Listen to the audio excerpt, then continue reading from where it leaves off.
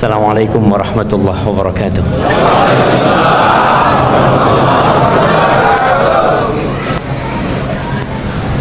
Alhamdulillah alladzi bi ni'matihi tatimmu shalihat.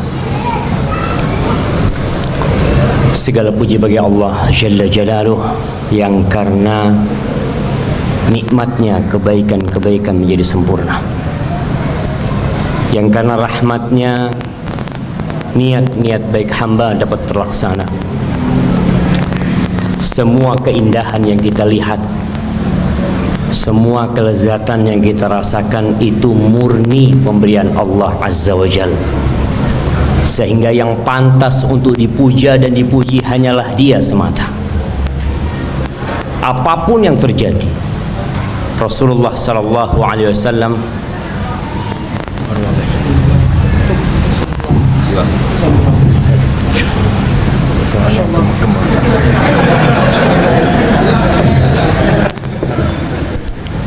Masya Allah. Jadi anak pakai dua mic? Nah, kalau sana musik kan? Nah. Ini juga nikmat Allah jemaah. Ana biasanya dikasih satu mic, tapi Masya Allah, mungkin memang kebiasaan orang Sumbawa. Ana dulu di Bima pegang 3 mic. Kayaknya bentar lagi mau ditambahin. Nabi SAW senantiasa mengatakan Alhamdulillah. Kalau lagi nikmat beliau mengatakan Alhamdulillah alladzi bi ni'matihi tatimmu shalihat. Kalau sedang susah beliau mengatakan Alhamdulillah ala kulli hal. Segala puji bagi Allah dalam semua kondisi. Mukmin yang seperti ini hidupnya bahagia. Apapun yang dia rasakan, dia tahu bahwasanya nikmat yang Allah berikan jauh lebih banyak daripada musibah yang menimpa kita. Suara anak terdengar apa tidak? Jelas? Allahumma salli wa sallim wazid wa barik wa an'im ala sayyidina wa maulana wa qurrati a'yunina Muhammad wa ala alihi wa ashabihi ajma'in. Ya Allah, semoga salawatmu, salam berkah dan nikmatmu senantiasa Engkau curahkan untuk hamba kekasihmu, untuk baginda Nabi kita Muhammad sallallahu alaihi wasallam, manusia terindah yang pernah menginjakkan kakinya di muka bumi. Yang kita sering mendengar sabdanya alaihi salatu wassalam, tapi terkadang kita masih berat untuk mengamalkan.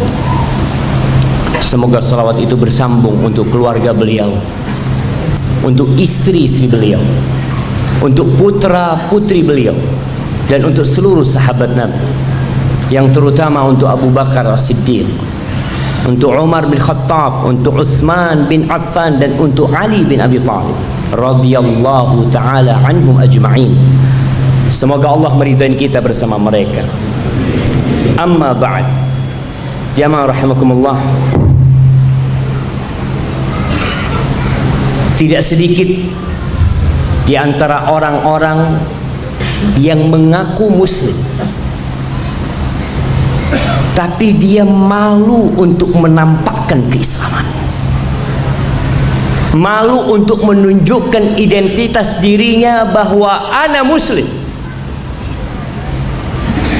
Sebagian orang pakai kaos tulisannya ana muslim. Nggak perlu, karena muslim itu nampak dari penampilan dia, nampak dari senyumnya, nampak dari gerak-gerik. Sebagian orang itu masuk Islam gara-gara melihat muslim. Pernah ada seorang pencuci pakaian pemain bola. Banyak orang di antara kita ini bangga pakai baju bola. anak-anak kita, Masya Allah. Ini perempuan masuk Islam gara-gara celana pemain bola muslim. Dia itu bingung. Kalau dia mencuci pakaian pemain bola yang lainnya, semuanya pakaiannya mesti bau, pesing. Mungkin ada sisa kotoran juga. Kecuali satu orang ini.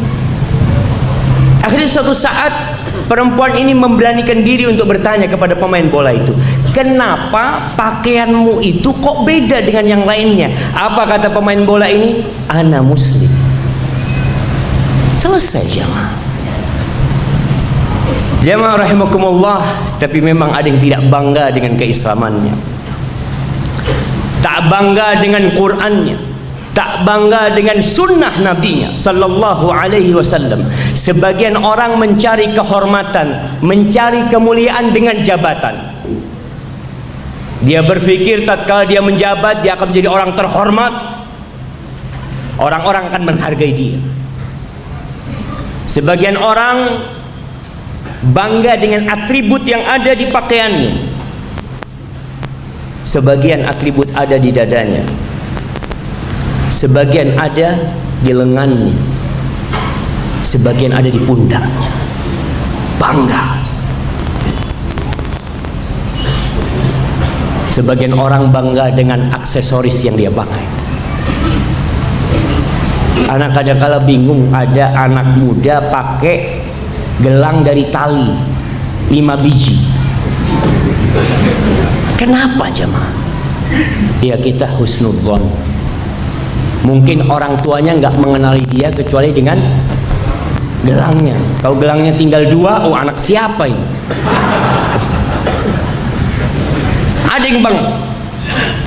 Ada yang bangga dengan baut. Tahu baut tentu? Baut itu apa bahasa Indonesia? Sekrup. Bukanlah. Baut ya baut. Iya, baut ditaruh di kupingnya. Pernah lihat orang kupingnya pakai baut? Astagfirullah. Apa ini roda mobil pindah? Wallahu a'lam jamaah. Tapi bangga dia. Dia tunjukkan hal ini. Dia tampakkan kepada manusia. Ada yang bangga dengan tato yang ada di tubuhnya. Dia berbangga. Haibati fillah. Ada yang berbangga dengan jamnya. Berapa beli jam itu? Mana jam? Berapa beli jam? 150. Ada kasih lagi. Nggak perlu bangga 150 lah. Malu. Ada yang pakai jam jamaah. Berapa? Ana pernah ketemu seseorang, Masya Allah. Kita lagi berbuka bersama di Masjid Nabawi. Habis buka bersama, kita pulang. Tahu-tahu keluar masjid, berdesak-desakan, jamnya hilang. Kita tanya, Bang, berapa harganya? Harga jamnya, Bang? Wah, mahal, Ustaz, cuma 200. 200 apa? 200 juta. Hilang nggak nangis ya, Mas? Biasa sudah, Ustaz. Allahu Akbar. Tapi ada orang yang bangga. Kalau dia nggak pakai jamnya, bingung dia aja. Karena itu menjadi identitas dia. Ada yang bangga dengan etnisnya. Orang Sumbawa ini etnisnya apa? Sumbawa. Samawa. Masya Allah. Nemu dari mana? Nama itu benar Samawa. Masya Allah. Orang Samawa bangga, ana Samawa. Yang Jawa bangga dengan kejawaannya. Yang Sumatera bangga dengan Sumateranya. Yang Madura bangga dengan Maduranya. Yang Sulawesi bangga, ana Makassar, ana Bugis. Masya Allah. Ada yang bangga dengan nasionalismenya. Saya Australia. Masya Allah. Kamu? Saya Arab. Oh, Arab. Terus yang itu Cina. Yang itu Hong Kong. Banyak jemaah. Orang membanggakan negeri, padahal negeri itu suatu saat akan hancur berkeping-keping. Kita, negeri kita Indonesia, Apakah akan tetap ada nama Indonesia? Apakah akan tetap ada nama Nusantara? La. Allah Jalla Jalaluh mengatakan, inna ja'alna ma 'alal ardi zinatan laha linabluwahum ayyuhum ahsanu amala wa inna la ja'iluna ma 'alaiha sa'idan juruza. Semua yang ada di muka bumi ini akan menjadi debu, jamaah. Apa yang kau banggakan? Kalau engkau bangga dengan pakaianmu, suatu saat anak-anakmu akan melepas pakaian. Yang bangga dengan jabatannya, belum mati sudah dicopot dari jabatan. Lalu apa yang kau banggakan, jamaah? Ahibati fillah, kita muslim. Dari negara manapun, dari etnis manapun, apapun warna kulitnya, ketika engkau muslim, katakan ana muslim. Islam ini lintas segalanya. Ketika engkau berjumpa dengan seorang muslim dari Australia, apa yang akan kau katakan kepada dia? Assalamualaikum. Ana masih ingat dengan salam seorang penjaga museum di Spanyol. Ketika kita mengunjungi sebuah museum di sana, itu penjaganya yang meriksa. Ketika melihat ana, dia langsung mengatakan, Assalamualaikum, ana muslim, kata dia. Masya Allah. Dimanapun kau berada, kita disatukan dengan salam itu. Kita disatukan dengan bacaan imam. Apakah ketika kita berangkat ke Afrika, imamnya baca pakai bahasa Afrika? Apakah ketika antum berangkat ke Madura, imamnya pakai bahasa Madura? Apakah ketika antum berangkat ke Eropa, imamnya pakai bahasa Eropa? La, semuanya akan mengatakan Allahu Akbar. Apa enggak bangga dengan Allahu Akbar itu, jamaah? Al-Hakim meriwayatkan sebuah cerita. Cerita siapa? Cerita Amirul Mukminin Umar bin Khattab radhiyallahu taala anhu. Tariq ibn Shihab mengatakan bahwasanya Umar bin Khattab radhiyallahu anhu meninggalkan Madinah menuju ke Syam untuk menerima kunci Masjidil Aqsa. Umar naik onta. Itu perjalanan memerlukan waktu kira-kira 1 bulan. Madinah ke Syam. Ketika sudah mendekati Al-Quds, mendekati Yerusalem, semoga negeri itu dibebaskan dari tangan-tangan orang Yahudi. Suatu saat semoga kita bisa memasukinya dengan aman dan penuh dengan kenikmatannya. Umar datang. Abu Ubaidah Amir bin Jarrah sedang menanti di Masjidil Aqsa sana. Menanti apa? Menanti kedatangan Amirul Mukminin.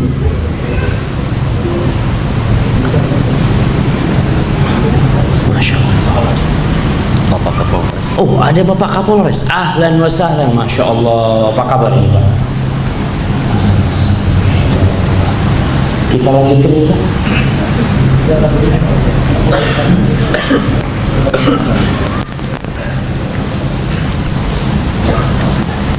Ketika Umar bin Khattab masuk ke Yerusalem, ada genangan air yang cukup dalam. Mungkin lembah yang tempat kumpulnya air di sana. Umar turun dari ontanya. Khufnya yang dari kulit itu dibuka sama dia karena akan masuk air. Dia turun dari ontanya, dia bawa itu khufnya, dia tuntun ontanya, dia masuk ke dalam air dengan tubuhnya. Itu pembesar Romawi pada waktu itu melihat kejadian ini.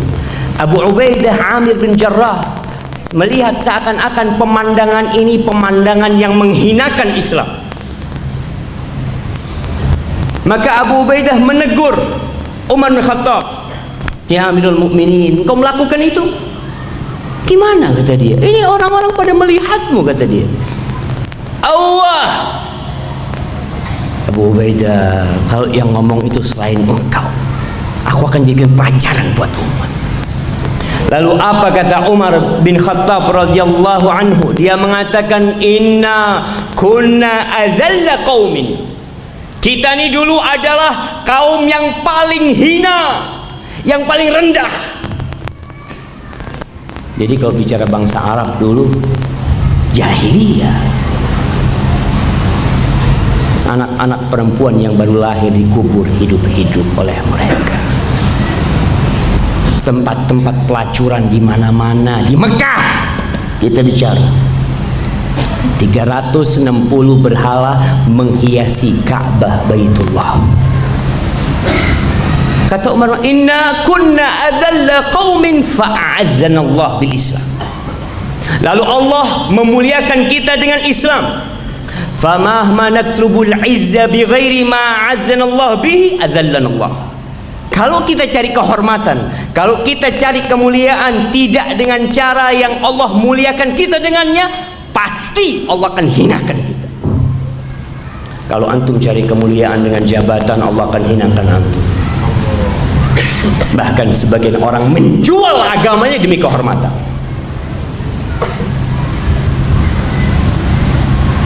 Ahibati fillah, sebuah nikmat yang agung ketika Allah menjadikan kita orang Islam. Allah tuh mengangkat derajat kita dengan membimbing kita menjadi seorang muslim yang dengannya antum lebih mulia dari binatang. Antum tahu ada sebagian manusia yang lebih buruk daripada binatang. Ada manusia yang Allah kasih akal sehat, yang Allah jadikan dia bisa berbicara, bisa membaca, bisa memahami, menghambakan diri kepada gunung yang merupakan ciptaan Allah juga. Ada yang menghambakan diri kepada patung-patung, ada yang menghambakan diri kepada sapi disembah. Ada yang menyembah manusia disembah pula. Apa kata Allah Azza wa Jal tentang makhluk ini? Am tahsabu anna aktsarahum yasma'un aw ya'qilun. Engkau pikir mereka itu dengar? Kupingnya berguna? Engkau pikir kebanyakan manusia itu bisa pakai akalnya untuk berpikir? Mungkin dia bisa bikin jembatan yang indah. Dia bisa membuat gedung 100 tingkat. Dia bisa bikin pesawat. Dia bisa bikin kapal laut yang tidak tenggelam di lautan. Apa kata Allah? Am tahsabu anna aktsarahum yasma'un aw yaqilun inhum illa kal an'am bal hum adallu sabila. Engkau pikir mereka manusia? Mereka itu lebih buruk daripada binatang ternak. Enggak. Jangan terlalu Ustaz. Kata Allah, mereka lebih buruk dari binatang ternak. Mereka seperti binatang ternak, bahkan lebih buruk. Kenapa? Karena Allah kasih akal. Engkau bisa bedakan, ini makhluk, kenapa kau minta sama dia? Makanya sebagian orang-orang musyrikin yang akhirnya masuk Islam, dia tuh bingung. Ini patung kita bikin, yang bikin mereka, lalu mereka sembah. Mana akal? Di surat Al-Munafiqun ayat 8, orang-orang munafik itu merasa lebih mulia daripada orang-orang Islam. Orang-orang munafik itu kalau disuruh masuk Islam, mereka muslim, penampilannya orang munafik ini muslim, bahkan lebih Islam dari orang Islam kadang-kadang. Apa kata Allah? Idza ra'aitahum tu'jibuka ajsamuhum wa in yaqulu tasma' liqaulihim. Kalau kau melihat orang munafik, Masya Allah, ngelihat penampilan mereka udah orang kayak paling Islam. Kalau mereka berbicara jangan ditanya.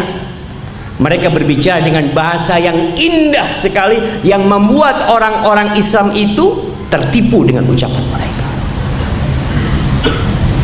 Mereka beranggapan la yukhrijannal a'azzu minhal adhan. Mereka beranggapan kita yang mulia dan kita akan usir Nabi Muhammad SAW yang hina itu dari kota Madinah. Itu ucapan mereka. Apa kata Allah Azza wa Jalla? Walillahil izzatu wali rasulihi walil mu'minin. Kalau bicara kemuliaan, kemuliaan itu milik Allah, kemuliaan itu milik Rasulullah, kemuliaan itu untuk orang yang beriman. Walakinnal munafiqin la ya'lamun. Tapi orang-orang munafik enggak tahu. Taunya cuma ngitung fulus. Dunia yang mereka tahu. Anak akan ceritakan sebuah kisah agar kita bisa ambil pelajaran. Pelajaran tentang berbangga diri sebagai seorang muslim yang diringkas oleh seorang sahabat Nabi yang bernama Rib'i ibn Amir. Kejadian ini pada tahun 15 Hijriah. Berapa tahun yang lalu? Nanti 15 Hijriah.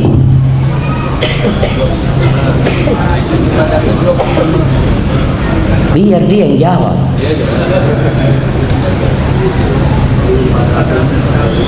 Oh, Masya Allah. Dari mana tahu? Dapat bocoran atau ngitungnya gimana kok bisa 1425? Gimana? Oh, ada yang ngasih tahu, nggak apa-apa lah. Antum kasih kabar, Masya Allah. Barakallahu. Jamaah, nahnu muslim. Orang Islam itu harus bangga dengan kalender Hijriah. Semua negara punya kalender, semua etnis punya kalender.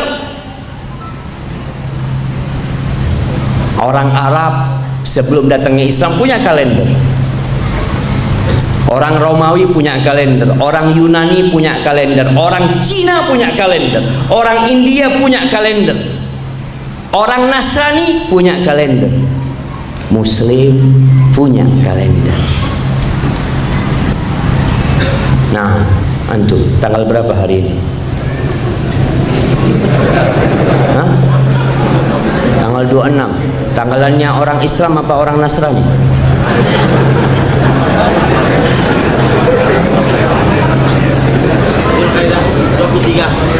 23 Zulqa'dah.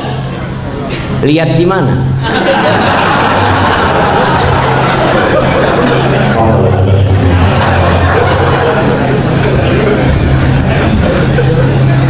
Iya, orang Nasrani kalendernya namanya Masehi. Anda selalu ingatkan, Masehi itu artinya Kristus. Nggak apa-apa, silakan. Kita harus hidup menghargai orang lain. Yang mau pakai kalender orang Nasrani silakan, tapi Muslim jangan. Anta Muslim. Kapan engkau ada di depan ketika engkau selalu jadi ekor? Tunjukkanlah Anda Muslim. Anda punya kalender namanya Hijriah. Entar lagi kita masuk bulan Dhul Hijjah. Habis bulan Dhul Hijjah, bulan apa?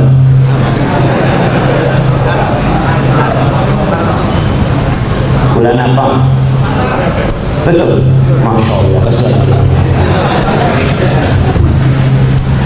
Tahun 15 Hijriah terjadi perang Qadisiyah. Suatu peperangan yang akhirnya membuka pintu untuk hilangnya kekaisaran Persia. Pada waktu itu Persia adalah negara adidaya terbesar setelah Romawi. Kekaisaran Persia ini lebih buruk dari binatang karena mereka menyembah api. Api disembah. Subhanallah, jemaah. Mereka sembah api.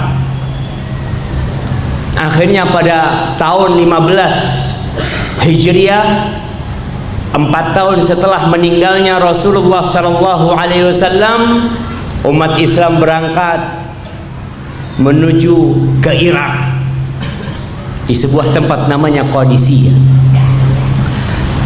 Kekuasaan Persia itu jamaah meliputi Asia Barat, Asia Tengah. Sekarang kalau kita lihat Irak, Iran, Syam, Pakistan pun masuk, beberapa wilayah Arab pun masuk, Mesir. Itu pada waktu itu kekuasaan mereka sampai ke sana. Iya, kadang-kala terjadi perang antara Persia Romawi, kalah Persia, menang Romawi, sebegitu pula sebaliknya. Ketika datang para sahabat, jumlah pasukan Persia itu 120.000 pasukan tentara jemaah. Sedangkan jumlah umat Islam di bawah pimpinan Sa'ad bin Abi Waqqas jumlahnya 30.000, ada yang mengatakan 40.000. Pada waktu acara perang Qadisiyah itu Umar bin Khattab mau memimpin sendiri peperangan ini, tapi kata para sahabat, jangan berangkat, engkau perlu menjaga benteng umat Islam di Madinah ini. Kirim orang. Siapa yang dikirim? Sa'ad bin Abi Waqqas, salah satu sahabat yang dijamin masuk surga. Berangkat jamaah. Persia di bawah pimpinan panglima besar mereka Rustum. Setelah kumpul ini mau perang, Rustum ini masih nggak percaya. Kok bisa bangsa Arab yang dulu ngembala kambing, yang hidup nomaden pindah-pindah, yang mereka menyembah berhala, makan bangkai, sekarang kok bisa sampai ke perbatasan Persia? Mau ngapain mereka di sini? Nggak dalam bayangan mereka. Jumlah mereka sedikit, tapi berani melawan yang banyak. Bingung Rustum. Akhirnya terjadi dialog. Bagaimana kalau ngobrol dulu lah. Jadi mau ngobrol dulu.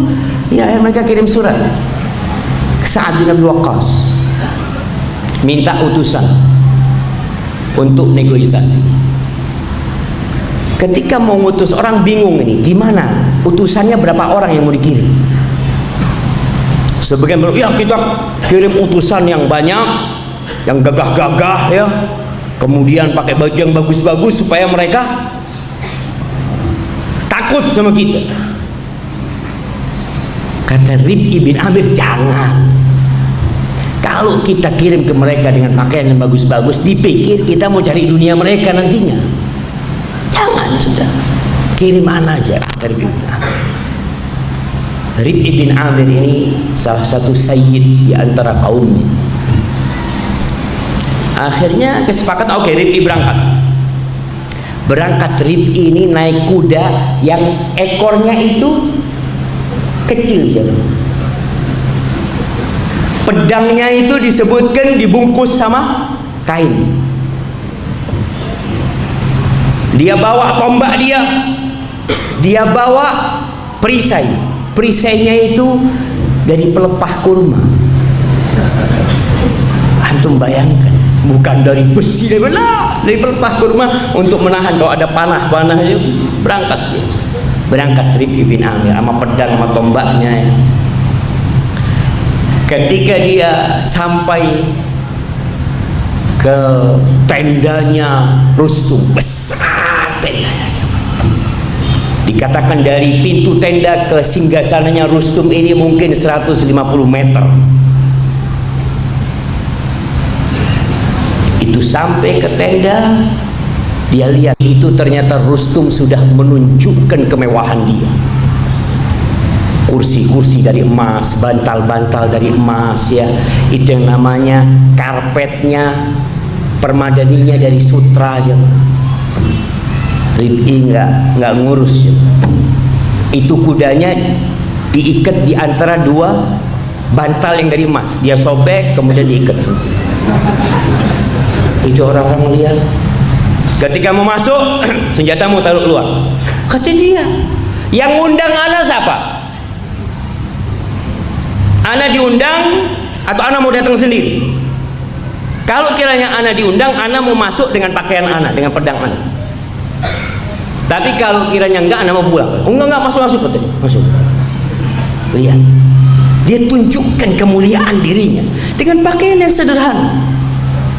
Itu tombaknya jamaah, digunakan sebagai tongkat sama Rib'i untuk merobek Permadani Sutra itu. Dan semuanya dia. Ketika dia sampai dekat sama Rustum, bingung dia mau duduk di mana karena semuanya sutra emas. Muslim nggak boleh duduk di atas sutra, nggak boleh duduk di atas emas. Di mana duduk Rib'i? Di tanah. Duduk di tanah. Terjadi obrolan. Kenapa kau duduk di tanah? Iya. Kita nggak boleh duduk di atas perhiasan-perhiasan kalian ini. Oh. Maja abikum, kalian kenapa datang ke sini jauh-jauh dari Madinah jamaah ke Qadisiyah? Ngapain kalian? Apa kata Rib'i? Laqad ibta'athana Allah. Kita ini diutus sama Allah linukhrijal ibad min ibadatil ibad ila ibadatillah. Kita ini diutus sama Allah untuk mengeluarkan manusia, hamba-hamba yang selama ini menyembah hamba juga, agar mereka menyembah Rabbul ibad, Rabbul alamin, agar mereka menyembah Allah Jalla Jalaluh. Wa min jawril adyan ila adlil Islam. Kita diutus untuk mengeluarkan manusia dari kezaliman agama-agama yang ada menuju kepada keadilan Islam. Wa min dhiqid dunya ila sa'atid dunya wal akhirah. Kita diutus untuk mengeluarkan manusia dari sempitnya dunia ini menuju luasnya dunia dan akhirat. Faman qabila dzalika minna qabilna minhu. Yang nerima kita terima dia. Wa in lam yaqbal qabilna minhu al-jizyah. Tapi kalau nggak terima ya sudah, kita terima bayar jizyah. Bayar ya semacam jizyah itu mau dikatakan pajak, bukan pajak. Ini pembayaran yang diambil dari ahlu zimmah. Wa in rafat qatalna hatta nadfar bin nasr. Kalau nggak terima ya kita perang. Kita perangi mereka sampai kita menang atau kita beruntung dengan kemenangan. Apa kata Rustum? Mungkin kalian mati sebelum menang. Oh, kata Rib'i, wa'adana Allah azza wa jalla annal jannah liman mata minna. Kau tahu yang mati dijanjikan surga sama Allah. Yang menang baru beruntung. Jadi nggak ada ruginya kita kalah atau menang. Itu Rustum benar juga nih orang. Lalu katanya Rustum, "Baik, aku udah dengar omonganmu. Mungkinkah engkau kasih waktu kita supaya kita bisa musyawarah? Kita musyawarah untuk menentukan apa pilihan kita, mau perang atau mau bayar jizyah atau mau masuk Islam." Apa kata dia? Naam, ya nggak apa-apa. Berapa kalian minta waktu? Sehari atau 2 hari? Kata Rustum, sehari 2 hari nggak cukup waktunya. Kita harus kirim surat ke Madain, ke ibu kota Persia pada waktu itu. Nggak cukup waktunya. Kata Rib'i, Inna Rasulullah sallallahu alaihi wasallam. Dia katakan utusan Allah Nabi Muhammad SAW sudah bikin aturan, sudah mencontohkan kepada kita bahwa kita tidak boleh memberikan waktu buat musuh itu lebih dari 3 hari. Hari keempat perang. Ini jamaah, ini satu orang di hadapan, masya Allah, kekayaan dan kemewahan Persia dia nggak urusan. Lalu ditanya sama Rustum, apakah engkau itu pemimpin mereka? Kok bisa ngomong kayak gitu? Lah, enggak. Ana ini hanya satu tentara, satu prajurit dari prajurit-prajurit yang ada. Akan tetapi orang yang terendah di antara kita bisa memberikan suaka kepada orang yang paling besar di antara kita. Kita sama muslimin jamaah. Wallahi jamaah, antum dengan raja itu sama. Maka kita lihat ketika kita sholat berjamaah, nggak ada perbedaan. Nampak sekali bagaimana persamaan dalam Islam ini, bagaimana ukhuwah Islamnya.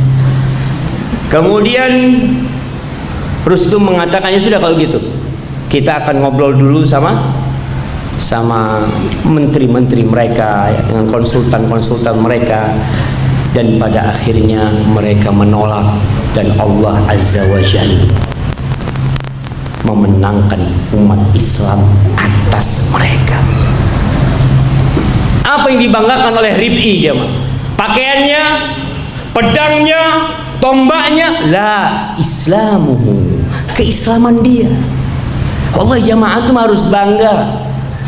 Antum dibimbing sama Allah tidak minta kepada benda-benda. Antum minta kepada pencipta yang menciptakan segala-galanya. Ada kisah lain.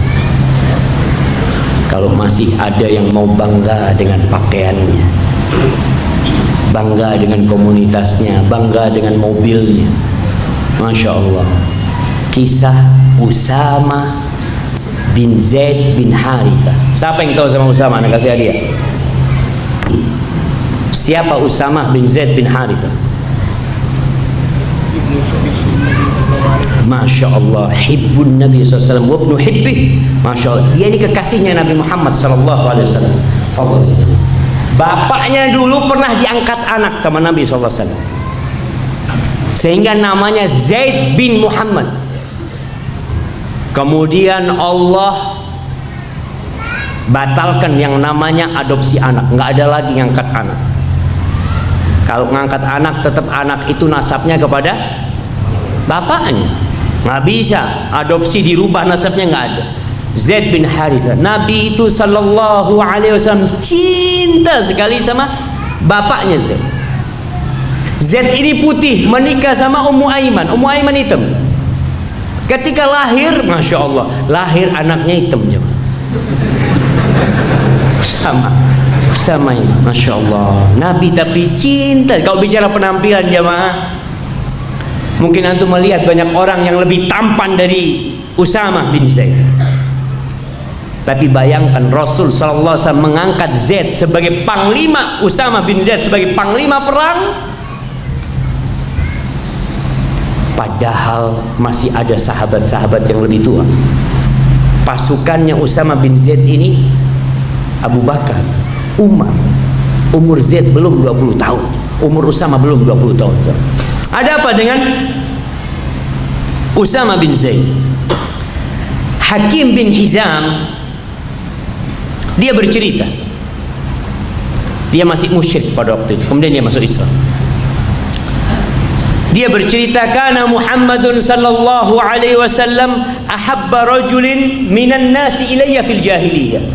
Hakim ini cinta sekali sama Nabi Muhammad SAW di masa jahiliyah, sebelum beliau mengajak kepada Islam ini. Beliau cinta sekali sama Nabi Muhammad SAW.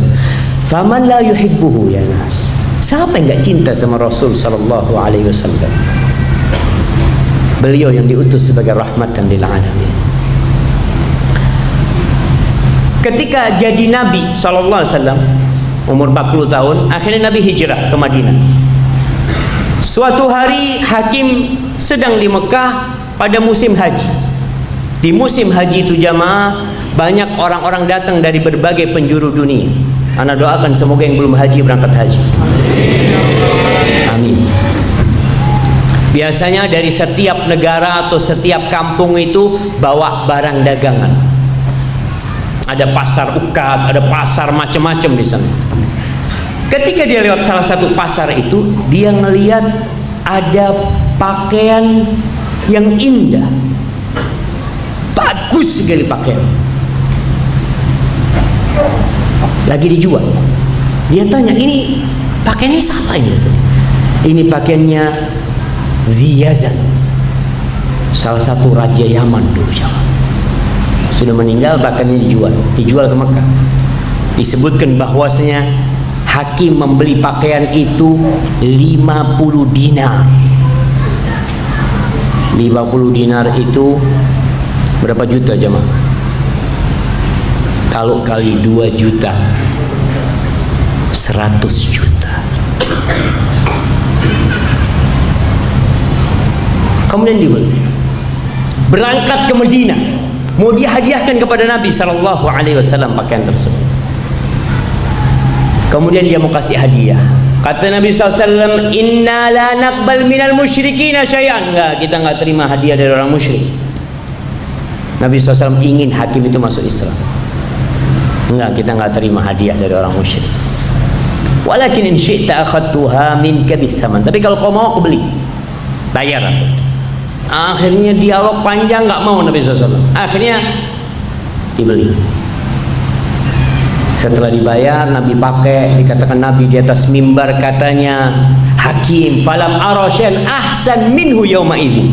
Aku nggak pernah melihat sesuatu yang lebih indah dari dia SAW pada hari itu. Wallahi, beliau dengan pakaian apapun lebih indah dari semua yang ada di muka bumi ini. Sallallahu alaihi wasallam. Kemudian sama Nabi diberikan kepada Usamah bin Zaid.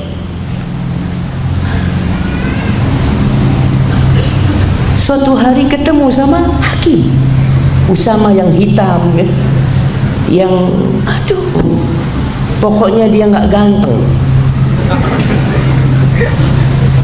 Apa kata hakim? Ya Usama, anda talbas hullat Yazan. Kau itu pakai bajunya raja Yazan itu, kata dia. Kala naam, kenapa engkau heran? Kenapa engkau heran, kata dia. Apa kata Usama? Ana khairun min Yazan, wa ummi khairun min ummi, wa abi khairun min abi. Engkau tahu, aku tuh lebih mulia daripada Yazan. Ibuku lebih mulia daripada ibunya. Bapakku lebih mulia daripada bapak. Itu Hakim bin Hizam bingung, ya. Melihat begitu bangganya dengan keislaman al-muslim. Apa kata Allah? Inna akramakum indallah atqakum. Yang paling mulia di antara kalian adalah yang paling bertakwa. Itu Hakim pulang ke Mekah menceritakan keajaiban yang dia lihat. Bagaimana seorang muslim bisa bangga dengan agamanya. Cerita ini diriwayatkan oleh Al-Hakim dan At-Tabrani. Jamaah rahimakumullah, perang Ahzab. Kita ini perlu membaca sejarah. Orang yang tidak punya sejarah adalah manusia-manusia kerdil. Ketika seorang mahasiswa muslim sekolah di Amerika, kemudian ada seorang siswa Amerika yang bangga dengan peradaban Amerika, dengan sejarah Amerika. Apa kata dosennya? Duduk. Yang pantas bangga dengan sejarahnya itu orang-orang Islam. 1400 tahun mereka punya sejarah yang terjaga indah. Tapi kita nggak baca sejarah, jamaah. Perang Ahzab. Tahun berapa? Siapa lawan siapa? Berapa jumlah pasukannya? Insyaallah. Sebelah kanan. Perang Ahzab. Muslim kalau nggak tahu sama Ghazwatul Ahzab. Di mana jemaah? Itu termasuk perang terakhir Nabi Muhammad SAW dengan penduduk Mekah. Setelah perang, Nabi SAW mengatakan, al-an naghzuhum wa la yaghzuna. Mulai saat ini kita yang akan merangi Mekah, mereka nggak akan memerangi kita lagi. Jemaah, masa semasjid ini nggak ada yang tahu? Anak tawabu, kita nggak mau sombong. Nah, ayat sebetulnya adalah Masya Allah, kaum Quraisy bersama sekutunya melawan umat Islam. Berapa jumlahnya?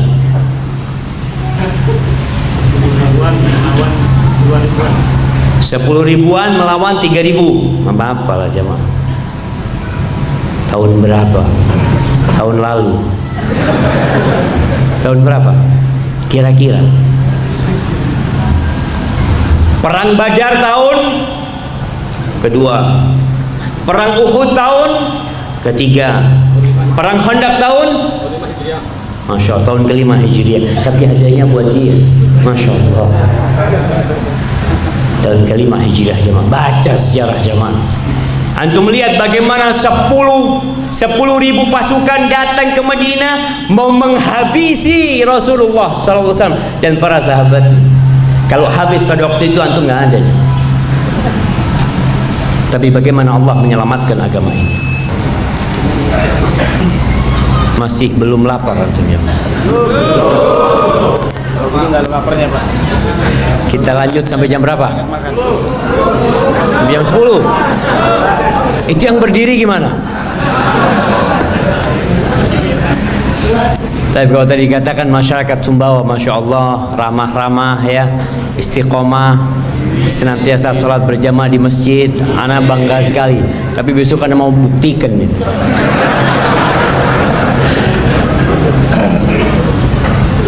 Ketika ana ke Palestina, ana tanya sama imam Masjidil Aqsa, ana tanya kenapa kok masjid sepi? Yang mengisi Masjidil Aqsa itu rata-rata orang yang sepuh-sepuh, tua-tua. Kata Imam Masjidil Aqsa, iya, karena memang ada larangan anak muda itu untuk ke Masjidil Aqsa. Ada penjagaan yang ketat di pintu gerbang masuk masjid. Dia anak memang melihat itu. Akhirnya suatu saat kita jamaah telat sholat di Masjidil Aqsa. Terpaksa sholat di masjid kampung. Sama aja, kosong juga ternyata jamaah. Nggak ada yang sholat juga. Artinya sudah banyak di antara mereka yang jauh dari rumah Allah. Tapi kalau di Sumbawa ini, Masya Allah, semoga apa yang disampaikan oleh Bapak Kapolres itu terus bisa berlanjut dan terjaga. Kita kembali ke cerita 35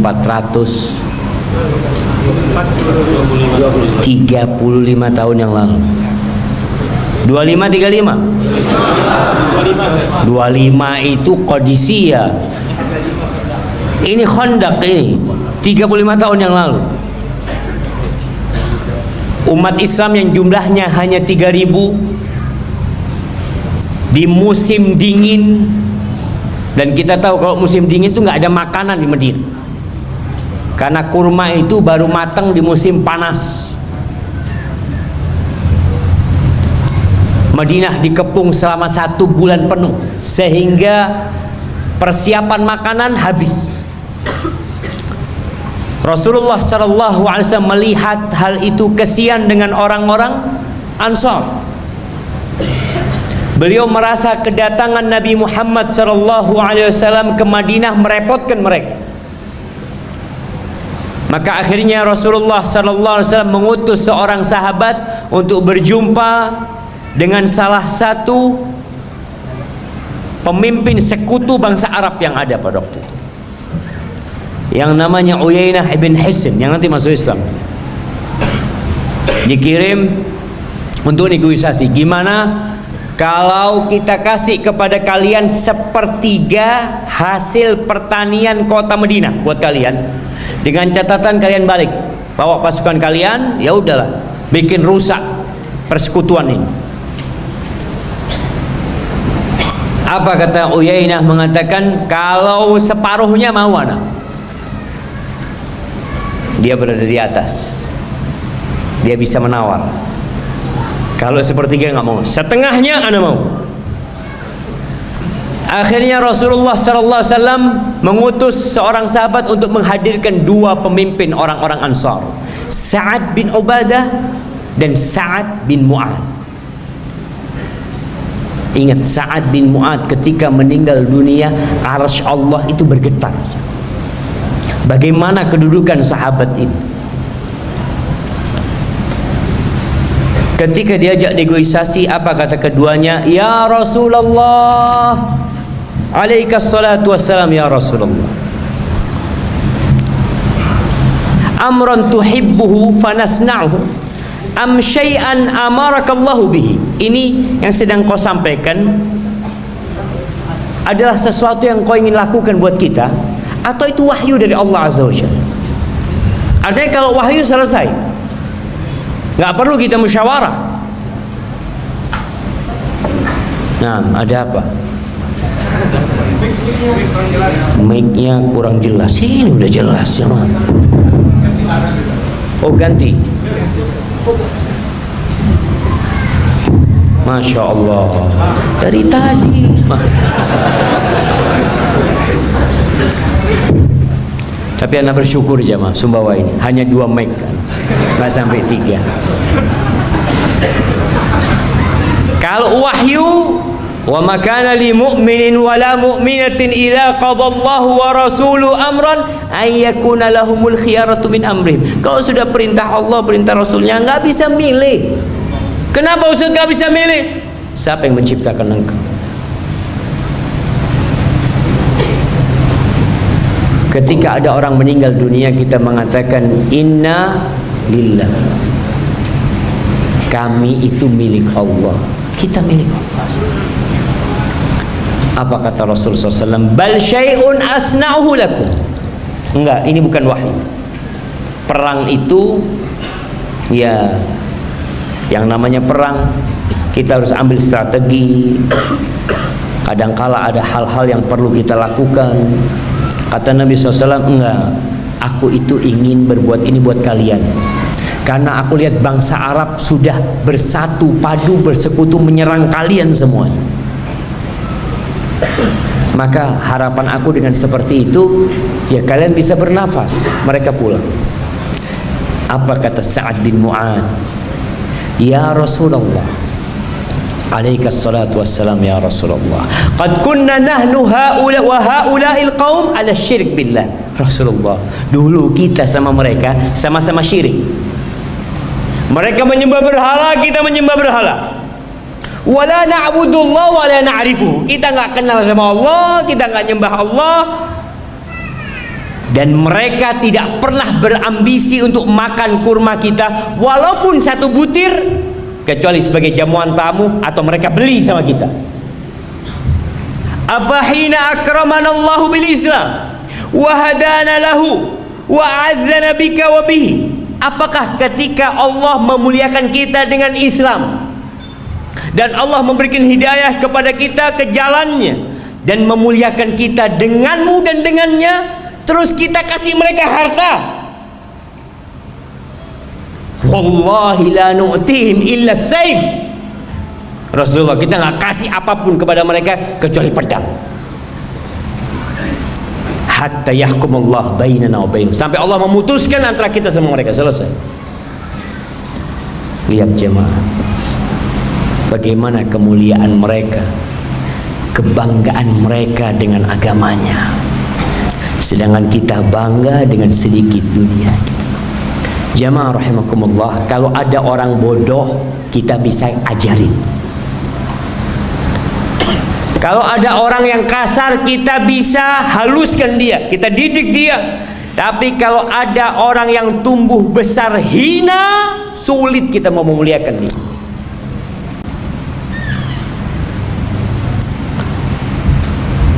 Dengan apa kita bangga? Apa yang kita banggakan dalam agama Islam? Semuanya.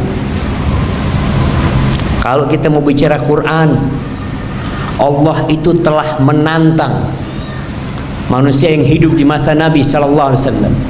Qul in kuntum fi raibim mimma nazzalna ala abdina fa'tu bi suratin min mithli wad'u syuhada'akum min dunillah in kuntum shadiqin. Katakan kepada mereka, kalau kalian ragu dengan Al-Quranul Karim, yang Allah turunkan kepada Nabi Muhammad SAW, kalian ragu, maka coba datangkan satu surat. Masya Allah, Quran berapa surat? Untuk tenang-tenang, yang ditanya jawab. Berapa surat?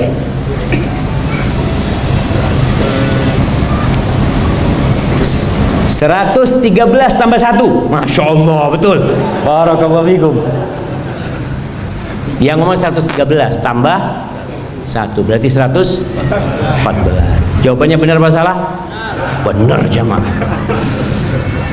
Satu surat. Yang paling pendek apa? Inna a'tainakal kautsar fasalli li rabbika wanhar inna syani'aka huwal abtar. 1400 berapa jamaah? 53 tahun sejak diutusnya Nabi Muhammad SAW sampai hari ini tidak ada satupun, bukan satu manusia, satu negara, satu benua, sejuta manusia. Jumlah umat manusia sekarang itu 7 miliar kira-kira. Kalau 7 miliar itu berkumpul jadi satu, nggak bakal bisa datangkan seperti satu surat dari Al-Quran. Apa nggak bangga antum dengan Qurannya? Wa tammat kalimatu rabbika sidqan wa adla. Semua informasi yang Allah sebutkan dalam Al-Quranul Karim jadi kenyataan. Dan semua hukum yang Allah tetapkan dalam Al-Quranul Karim adil.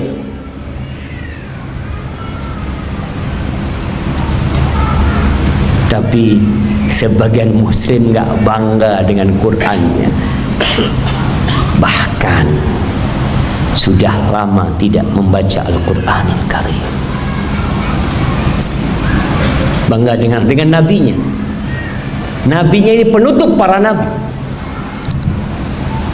Nabi Isa sebelum Nabi Muhammad alaihi salatu wassalam.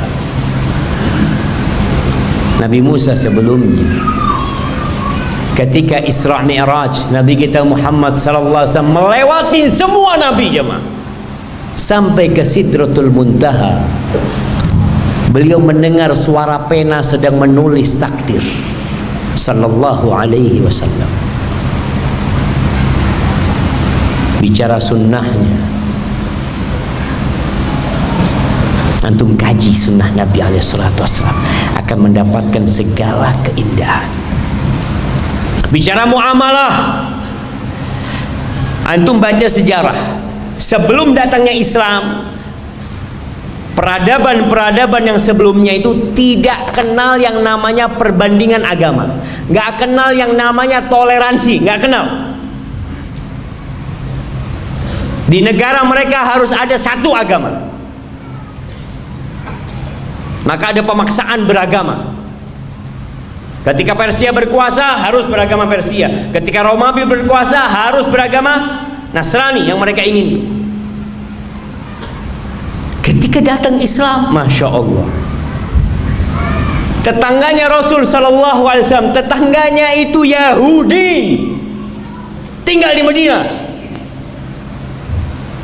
Bayangkan, tinggal bersama Nabi Muhammad Sallallahu Alaihi Wasallam orang-orang Yahudi. Ada Banu Qainuqa, ada Banu Quraidah, ada Banu Nadir, tapi semuanya berkhianat. Diajak hidup bersama, silahkan. Oke, beda agama kita, tidak ada pemaksaan dalam Islam. La ikraha fid din. Ada. Allah nggak ingin hubungan hamba sama Allah itu karena terpaksa. Nggak enak orang dipaksa. Allah ingin hubungan hamba dengannya karena cinta. Qad tabayyana rusydu minal. Udah jelas, ini petunjuk, ini kesesatan. Kalau bicara muamalah, jangan ditanya. Islam menghormati yang tua. Yang tua menyayangi yang muda.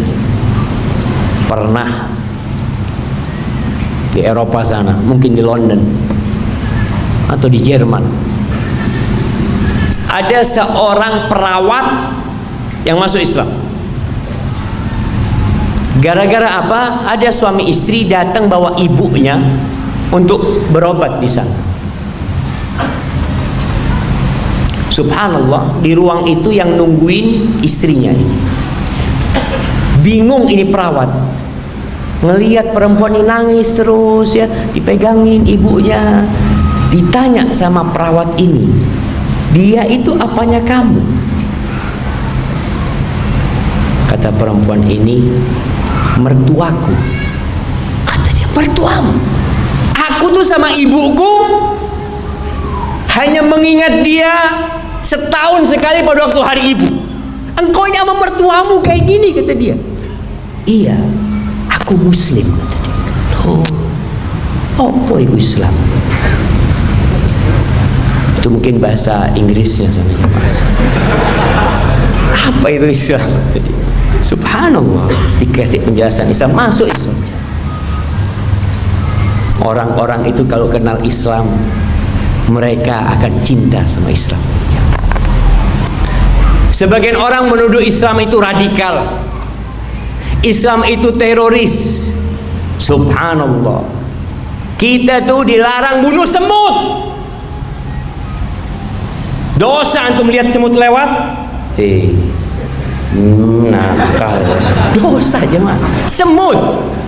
Subhanallah. Ingat seorang wanita yang masuk neraka gara-gara kucing. Kucing, bukan manusia yang dia bunuh. Kucing jemaah. Dia punya kucing, wala kucingnya tetangga atau siapa, kucing ini nakal. Mungkin masuk ke rumahnya makan ikan ya, akhirnya ditangkap sama perempuan ini, dikurung sampai mati. La hiya at'amatha wa la tarakatha ta'kulu min khashashil ard. Dikurung, nggak dikasih makan, juga nggak dilepas. Coba dibuang ke pasar, dibuang kemana? Enggak, dikurung sampai mati. Itu masuk neraka aja. Maka kadang-kala sebagian orang memahami Islam ini dengan pemahaman yang salah. Sebagian berpikir kalau umat Islam itu rajin ngaji, rajin belajar, bahaya ini. Lihat jenggotan, aduh teroris ini. Masya Allah, jenggotan teroris ya. Anak pernah ngisi kajian di kampung ini. Ini cerita setelah pengajian. Setelah pengajian tuan rumah cerita, Ustaz, orang-orang tadi ini, oh Ustaz itu teroris sih jemaah. Subhanallah. Muslim mengatakan muslim yang lainnya teroris. Coba engkau lihat, Islam ini rahmatan lil alamin.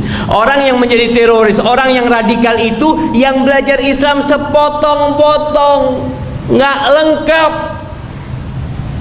Baca surat Muhammad, suratul Qital.